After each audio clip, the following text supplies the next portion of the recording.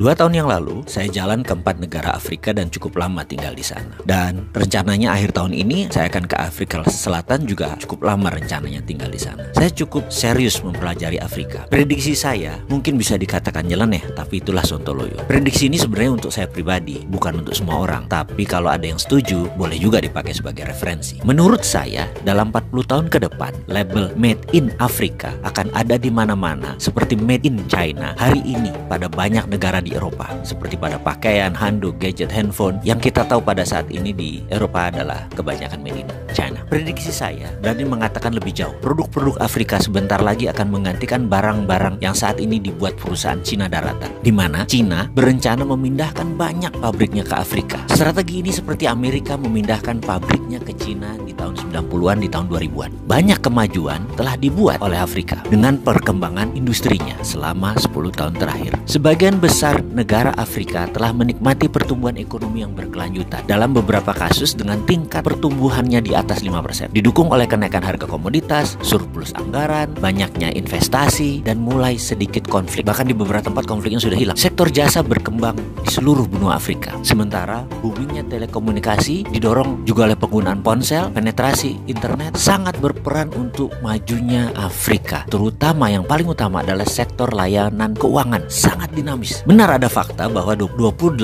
negara termiskin di dunia berada di Afrika. Setengah dari penduduknya hidup dalam kemiskinan tanpa akses hak asasi manusia dasar seperti makanan, air bersih, dan perumahan. Sementara 2 dari 5 orang di Afrika masih buta huruf. Pertumbuhan ekonomi produk domestik bruto per kapitanya hanya 1.770, sekitar seperempat dari negara Asia. Transformasi berkelanjutan membutuhkan pendekatan baru yang radikal. Itulah idenya Cina membangun Afrika. Tentunya untuk kepentingan Cina. Sudah ada 23 negara yang diikat dengan One Belt One Road-nya China. Mengapa Cina membangun Afrika? Cina meniru persis apa cara Amerika menyedot aset nasional Cina, yaitu tenaga kerja terampil di tahun 90-an. Namun strategi Cina di Afrika lebih sakti lagi, karena strategi pendanaan obornya bisa mengikat sebuah negara dalam jangka panjang. Amerika kala itu lupa mengikat, jadi lepaslah Cina. Dan Cina tidak akan lakukan itu di Afrika. Cina akan lebih dalam memegang Afrika. Bagaimana cara Cina membangun Afrika? Manufaktur Afrika akan menjadi kunci keberhasilan Afrika. Bahan setengah jadi dikirim dari China, lalu dibuat bahan jadi oleh Afrika dan dikirim ke pasar Eropa. Dalam 5 tahun ini, strategi Cina di Afrika mulai menunjukkan hasilnya. Sektor manufaktur mulai tumbuh 9%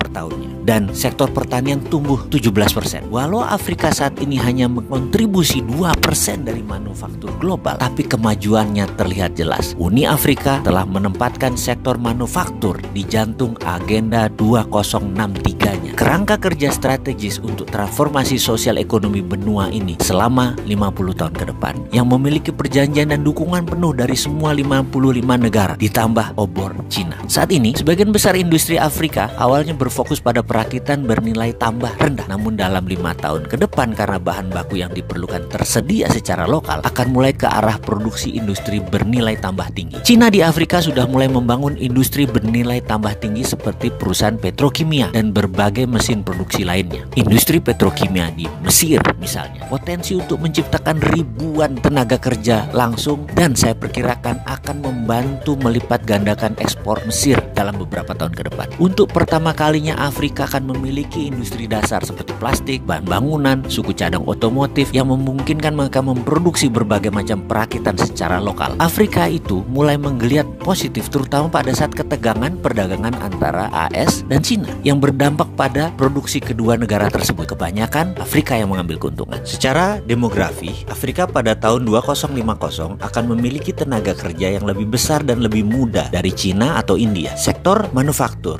dikembangkan Made in Afrika akan mencapai Eropa lebih cepat karena terjauh jaraknya hanya 10 hari dari Eropa melalui laut. Jika diproduksi di Cina, akan memakan waktu perjalanan lebih dari 40 hari untuk barang tiba. Cina dirugikan sejak awal karena jarak. Karena itu Cina serius membangun Afrika untuk berdagang. Kalau Indonesia, kemana grand plan-nya? Maaf nih ya, menanya.